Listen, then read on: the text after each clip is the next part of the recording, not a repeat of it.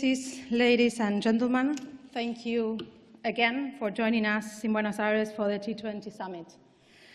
We are living in times of unprecedented changes. You know that the satisfaction with globalization is no longer limited to developing countries from Argentina or other emerging markets. It has now spread to advanced nations. Years of successful international cooperation have given way to disagreements about trade, about technology, and about the environment. The G20 was successful in handling the global financial crisis of 2008 and also in containing its aftershocks. Since then, the G20 played a fundamental role in promoting international financial stability. But, and unfortunately, and despite the importance of today's global challenges, the world does not seem to perceive them with the same sense of urgency as 10 years ago. Climate change, food security, the distribution of the costs and benefits of trade and technology, and also inequality are global challenges that create negative externalities. The current scenario calls for a collaborative enterprise. And honestly, I couldn't think of a more important time to have the G20 summit than today here. We believe, and that is what you're going to read in our communique in some minutes when we hand it to President Macri, 3 overarching goals that we believe should guide the work of the G20. First, redesigning the multilateral trading system. The G20 should initiate a dialogue to redesign the WTO and prevent increases in recent trade frictions. The main aim, according to our knowledge so far, is helping societies to adapt to the productive, technological, and social challenges of the 21st century. A creative agreement between G20 leaders prioritizing the principle of cooperation would help start the much-needed reform of the WTO. A second and very urgent goal is to fulfill the Paris Agreement. The G20 needs to play a central part in the fight against climate change.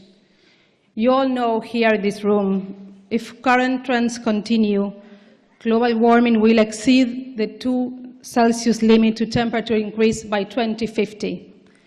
Only immediate cooperative action on the part of the international community and led by the G20 countries can reverse this situation.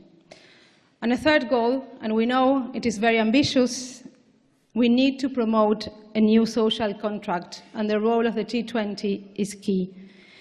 Inequality is another major source of global social frustrations, and we know that this is a real problem, and not only in emerging economies.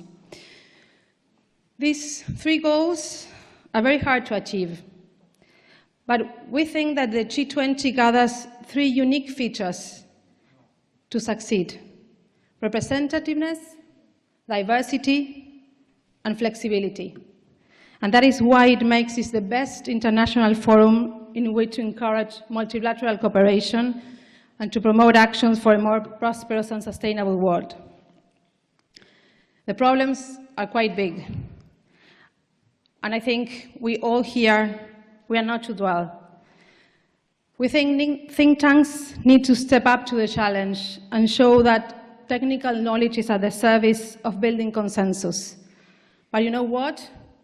I think we need to abandon the comfort zone of the technocratic analysis and involve in the global conversation.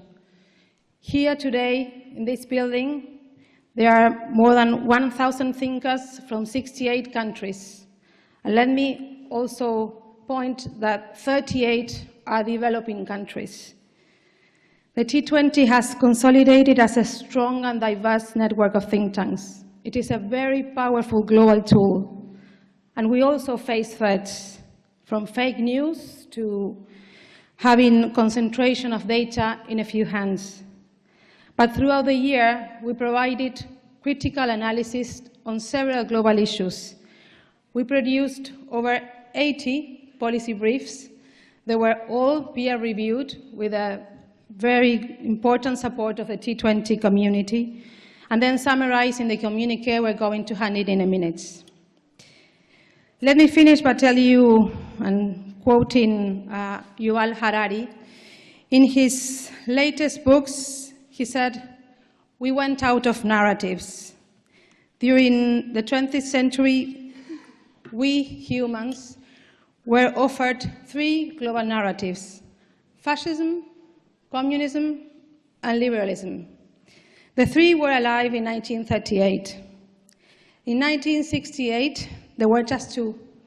And by 1998, it seemed that one narrative, liberalism, was the only global narrative in place.